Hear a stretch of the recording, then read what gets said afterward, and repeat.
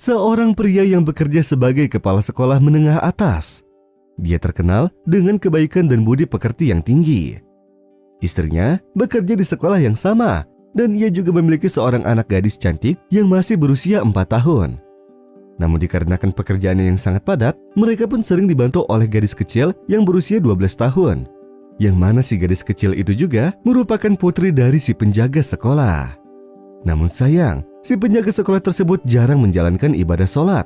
Sehingga kepala sekolah juga sering menasihatinya agar Allah membukakan jalan yang terbaik dan menjadikannya tuntunan yang baik pula bagi anak-anaknya yang berjumlah 4 anak.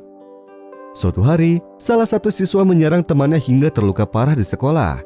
Ketika kepala sekolah tahu, siswa itu pun langsung dikeluarkan olehnya. Sehingga sang ayah dari si anak tersebut pun ikut campur membantu anaknya agar anaknya tetap dipertahankan dan tidak dikeluarkan dari sekolahnya. Tetapi keputusan kepala sekolah itu sudah bulat dan itu merupakan perbuatan yang adil karena anak tersebut sudah sangat keterlaluan dalam bertindak hingga melukai temannya. Lalu sang kepala sekolah menyebutkan 2 hadis Rasulullah SAW.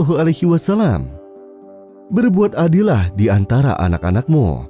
Dan hadis yang kedua, orang-orang yang berlaku adil berada di sisi Allah di atas mimbar yang terbuat dari cahaya. Setelah 1 hari dari kejadian tersebut, sang ibu kembali ke rumah dari sekolah. Tetapi ada sesuatu yang mengganjal dalam hatinya, di mana anaknya yang biasanya menyambutnya kini tidak terdengar suaranya. Sehingga ia khawatir terjadi sesuatu pada anaknya tersebut. Lalu ia langsung mencari anaknya tersebut di setiap kamar. Bahkan tidak hanya di kamar, ia juga bertanya kepada setiap tetangganya, barangkali mereka melihat anaknya tersebut. Lalu karena ia sangat panik, ia langsung melaporkan kepada suaminya agar bisa menghubungi polisi dengan secepat mungkin. Lalu para polisi menyangka bahwa ada seseorang yang sudah berani masuk rumah mereka dan membawa anak mereka.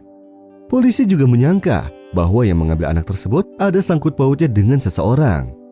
Kemudian sang ayah berpikir apakah mungkin sangkut paut tersebut dengan si penjaga sekolah. Tetapi itu tidak mungkin, karena anaknya selalu membantu keluarganya. Dan setelah beberapa hari, akhirnya anak dari si penjaga sekolah itu mengaku bahwa ada orang yang memaksanya untuk menyerahkan anak kecil tersebut. Karena ia sangat takut akan ancaman yang ia dapatkan dari seseorang yang ingin menculik anak mereka. Sebagai balas dendam karena sudah mengeluarkan anaknya dari sekolah. Hingga akhirnya para polisi pun langsung menyerbu pelaku yang sudah mengambil anak kecil tersebut. Dan pada sore harinya para polisi langsung menangkap pelaku dan membawanya ke dalam jeruji sel. Lalu pelaku tersebut mengaku bahwa ia menginginkan agar kepala sekolah tersebut agar menjadi hancur serta agar anaknya bisa sekolah tanpa harus dikeluarkan. Akhirnya, semua kejahatan tersebut terbongkar semua. Dan di waktu yang sama, sang kepala sekolah menyerahkan semua urusan tersebut kepada sang mahaholik agar yang berbuat jahat kepadanya mendapatkan balasan dan dapat kembali bertaubat. Lalu setelah itu, penjaga sekolah mengalami sakit yang telah dideritanya setelah 2 hari dari kejadian tersebut.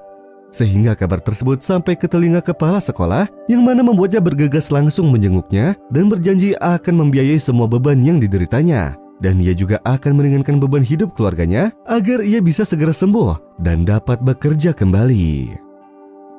وَالَّذِينَ عَمِلُوا السَّيِّئَاتِ ثُمَّ تَابُوا مِن بَعْدِهَا وَآمَنُوا إِنَّ رَبَّكَ مِن بَعْدِهَا لَغَفُورٌ رَّحِيمٌ